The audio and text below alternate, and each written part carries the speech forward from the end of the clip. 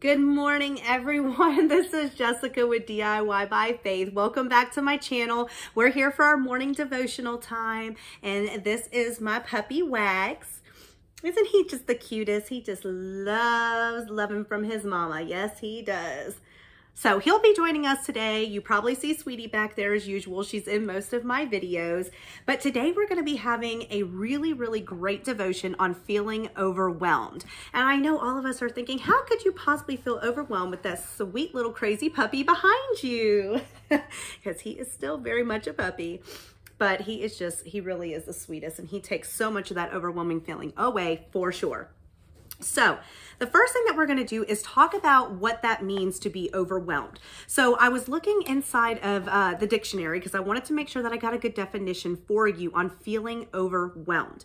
So the definition of overwhelmed is completely overcome or overpowered by thought or feeling. Now, sometimes our thoughts and our feelings are the most dangerous place to be.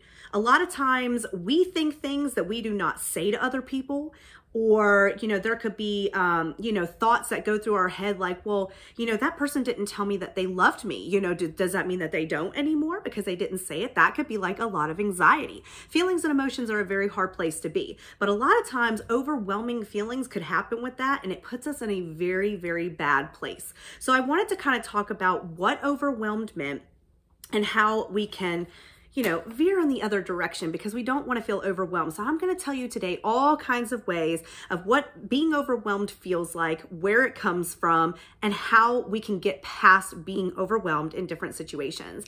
Again, I do ask that you pray for me. I have had really bad issues with my throat and losing my voice, as you've heard like the last couple of videos. I am very highly allergic to pollen, and we have so many flowers right outside of our front door. And I rent, so it's not like I can cut them down or anything, but I'm highly allergic. So if you notice my voice going in and out, just ignore it. Or if I clear my throat, I promise I am okay. So the first thing I want to do is, again, we are coming out of our devotional of Find Rest by Shanti Feldhahn. And I'm going to read it to you. So it's okay that you do not have this book. I'm not reading the whole entire devotion, but there are certain parts of it that I wanted to use for this lesson of feeling overwhelmed. It says, a woman shared an all too familiar story. Her day had gone well. She had managed to get some quiet time with the Lord before her children got off the bus. She felt calm, serene, and ready for whatever the evening held. Then the children ran in and chaos erupted. Arguments, fighting, backbiting. There was even a full-blown tantrum. And it wasn't the kids. This mom felt lower than low. How soon that she had forgotten how quickly she allowed her flesh to quench the peace in the rest of her spirit. An angry word, an unkind thought, a thoughtless act. Do you ever find yourself hoping that God isn't paying attention? When this happens, I want to run and hide. And as I do, it only gets worse. So, raising of hands, because I know this is me, and I'm sure it's a lot of us. How many times have we been in a situation like that? I honestly can tell you this happens to me all the time. This is not like, I've prayed about it and I've gotten over it. I have taken steps in the right direction, and I am definitely getting better because I'm starting to understand when I start to feel overwhelmed and how to fix that. But you really have to think about it. But this happens to me all the time with the kids. So I'll be having a great day. They're at school. And, I get to spend my time with the Lord. Whereas at school, they're not doing that. They're around other children who, and you hear this, I'm sure, from your children too. There's other children that may be cussing or bullying them, or, they're also there and they're learning all these different things, and their little minds are trying to contain so much that it just gets overwhelming to them. And children have a hard time, but probably harder than we do, to accept being overwhelmed. They don't really know how to express it. So a lot of times they express it in when they come home, if they have siblings, they're fighting. Just like she said, they're arguing about things, they're hungry, they're whiny, they're tired, and that's how they express their emotions and their feelings. Well, much like children, we do the same thing. And as a mother, I could say this happens a lot. My children are at the teenage age, well, most of them, and they're always fighting. And, I've got myself prepared for the day until that happens. And, most of us have that time because this is the thing. When we're prepared in the Lord, we're feeling amazing at that time because we have the strength of the Lord. But we're not preparing our heart for when our children come home or when that next problem in life is going to arise. And we talked about that in a couple other videos. So we're going to talk about that feeling of being overwhelmed today. So, obviously, I think I told you last week, if I didn't, there was a really hard time, by the way, that we had in life where my husband was working night shift. He worked 6 to 6. This is when the kids were all younger, never seen them. Like they, were either sleeping, well, they were sleeping every time or they were gone at school, every single time that he would be awake. So, or home. And recently he now has to go back to night shift. The hours are a little bit different. It's 4:30 till I think 3 in the morning, but it is like an hour away. So again, we're not seeing him as much. I want to thank the Lord for preparing my heart for this because we went through this before. It was a really hard time in our marriage, wrecked a lot of our marriage.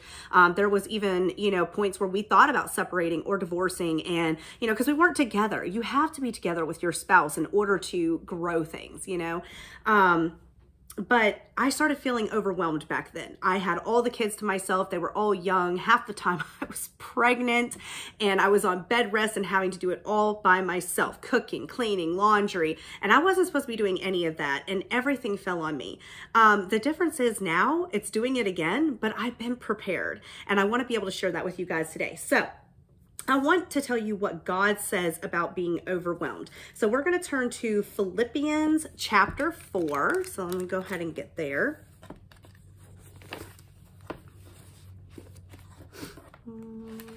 Okay, almost there, you guys. Okay, so first off, what I want to tell you guys too is in the front of your Bibles, just in case you don't know where to go, because it's okay. Not everybody knows exactly where to go inside the Bible, but there is books of the Old and New Testaments. Excuse my ripped page. My son did that.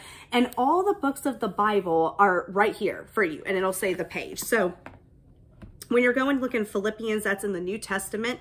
And so mine says it's on 1307. So that's where I'm going to go. And it'll take me directly to Philippians where I need to go. There we go. Okay, and we're going to go to chapter 4, verse 6 through 7. So it says, "Be careful for nothing, but in everything, by prayer and supplication with thanksgiving, let your requests be known unto God. And the peace of God, which passeth all understanding, shall keep your hearts and minds through Christ Jesus." It says, "Finally, brethren, whatsoever things are true, whatsoever things are honest, whatsoever things are just, whatsoever things are pure, whatsoever things are lovely, whatsoever things are of good report, if there be any virtue and if there be any praise, think on these things." So when you're feeling overwhelmed, remember that there's always something to praise God for. There is always something good that comes out of all the bad. There really is. God always has a plan. So if we look back in the Bible, this isn't something I was thinking about talking about today, but God just laid it on my heart. When we look at Job inside the Bible, Job loved God. He did everything for God. So there was a time, excuse me, where Satan said, "God, I know that if you didn't give all these blessings to Job, that he wouldn't love you the way that he does." And so God said, "Fine, take it all away." He took away his family, all of his children, took away his cattle and his land, which made him rich, gave him boils on the skin. I mean, thing after thing again, and he still loved God. And God decided to bless him immensely because he knew that's what he was going to do. And that is the type of things that we need to do as well. God is always going to have blessings. So when we're feeling overwhelmed, we need to make sure that we're praising God for the things that he has given us and think on the good things, the things of good report and not the bad. And then we're going to go to 2 Timothy 1:7. And that says, "For God hath not given us the spirit of fear, but of power and of love and of a sound mind."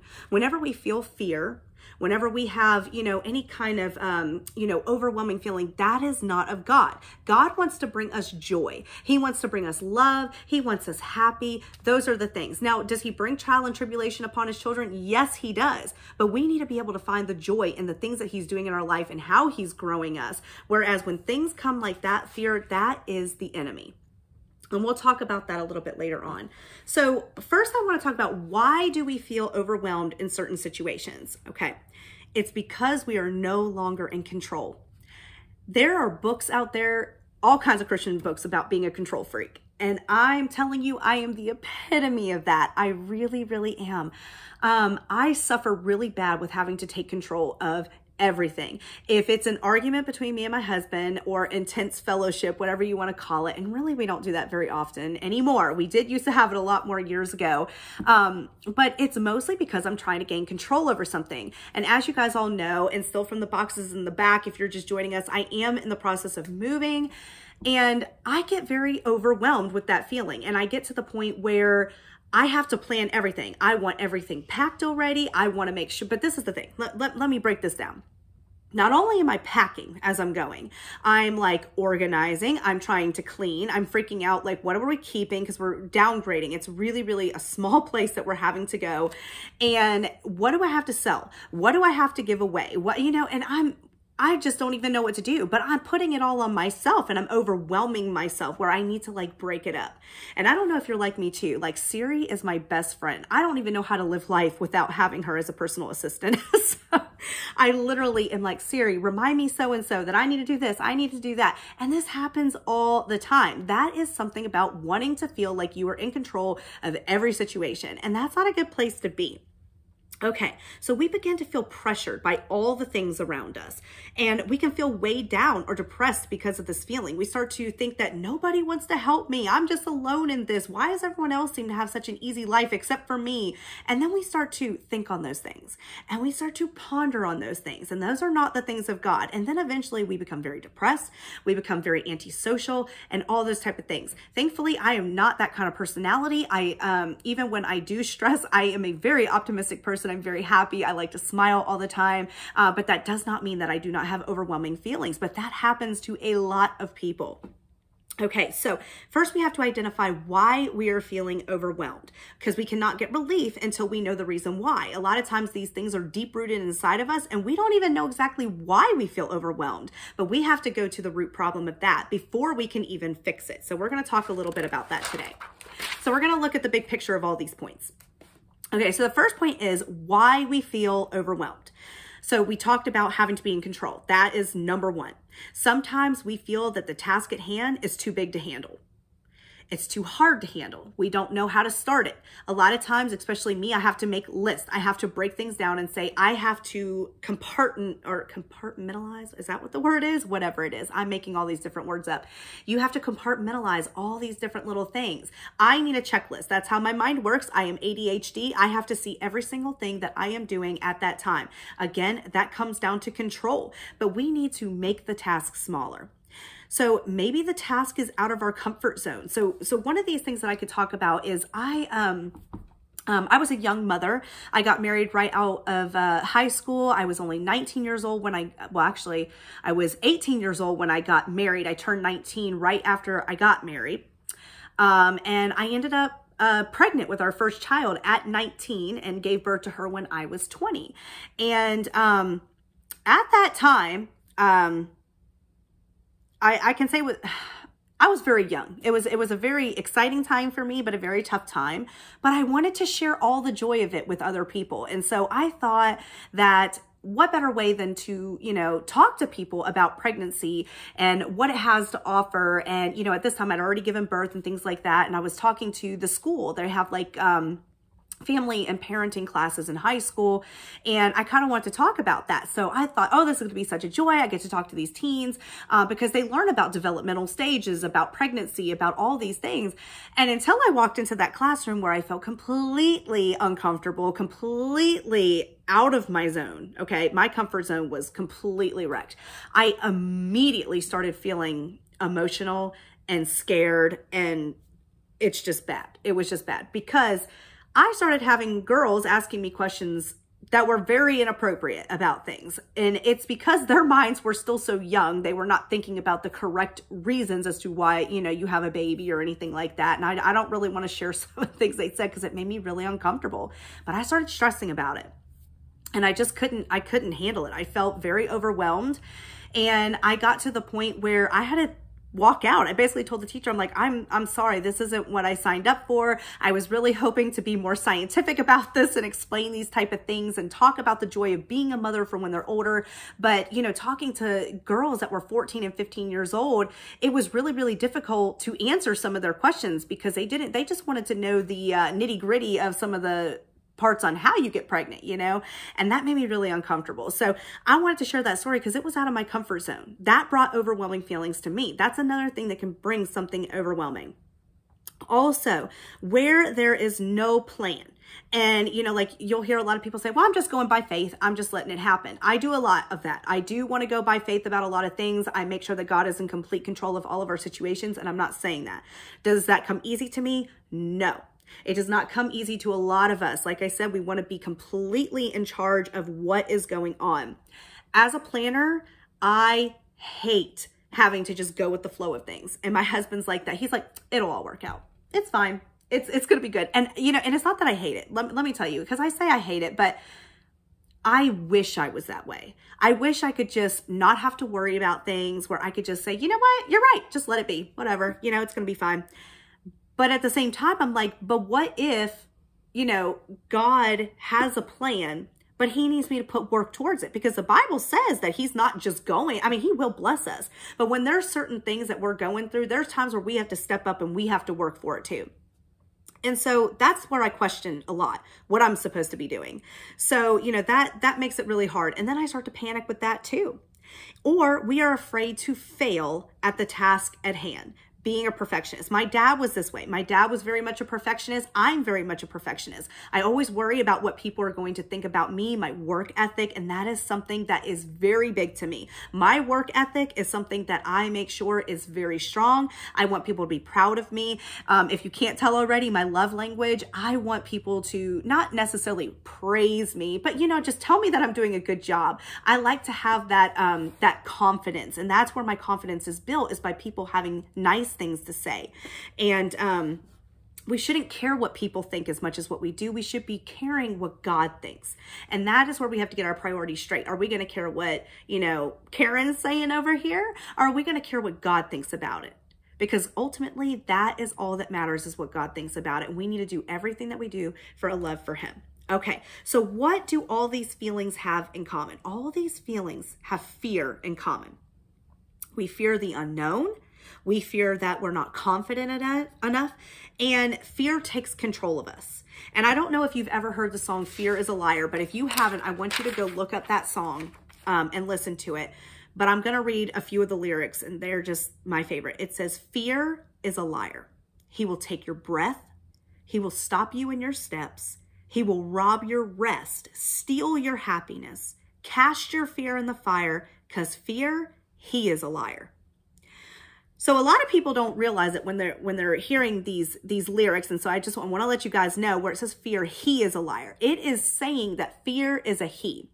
The reason that it says that is because it's talking about our enemy. It's talking about Satan. He is fear. He is the one who creates it. He's the father of that. He's the father of lies. And we have to be able to notice that. We have to have our relationship right with God in order to know what is of him and what is of the enemy. So don't give Satan the credit over anything that's going on in your life. If you're starting to feel overwhelmed, that is how I'm gonna talk to you today about what the Lord says about that and how we can get past that. So here's how we can get over the past, I can't even talk today. This is how we're going to get over being overwhelmed. One, we're going to break down the task to smaller, more achievable goals. So for instance, with my moving, I said I'm trying to do everything all at once. What I need to start realizing is I can't pack most of it anyway because we're not going yet. A lot of it we still use. So what I first need to do is make sure that I'm cleaning the entire house, keeping up with that. That's number one. Number two, I need to go through and organize, find out what we're going to take and what we're not going to take. That's step number two. What am I going to donate? What am I going to sell? That's step number three. It's okay to not do it all at one time. We have time. We just need to compartmentalize it. We need to break it down. Great. The second one is accept that it will take time. Ask God to help with your unbelief in it. It's not, not necessarily for patience, but for strength. I hear everyone say this all the time. Do not pray for patience. The reason I say that is because God gives us trials.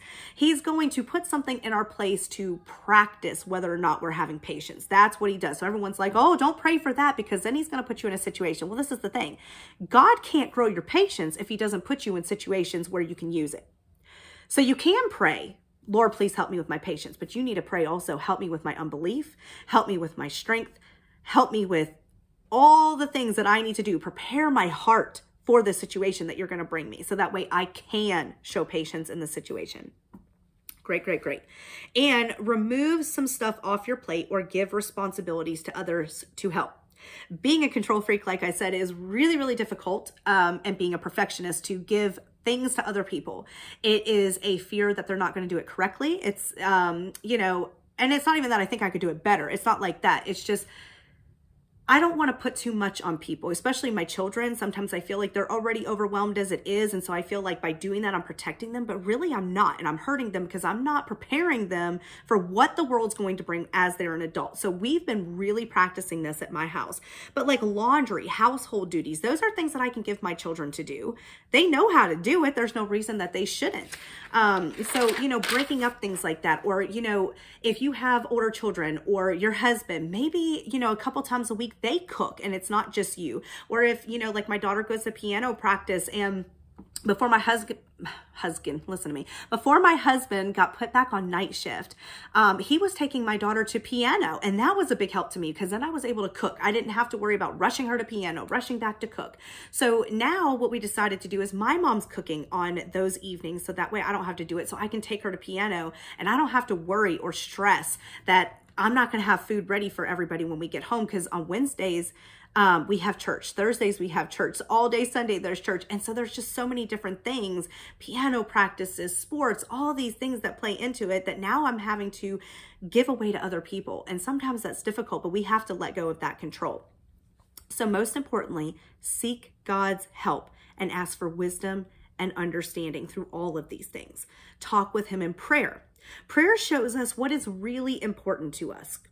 And what I mean by that is there's things that we think that we have to control all the time, that we don't think, it's not that necessarily that we don't think that God's big enough to control it or to take hold of it or whatever. It's not that. It's a lot of times we don't want to bother him with something about it.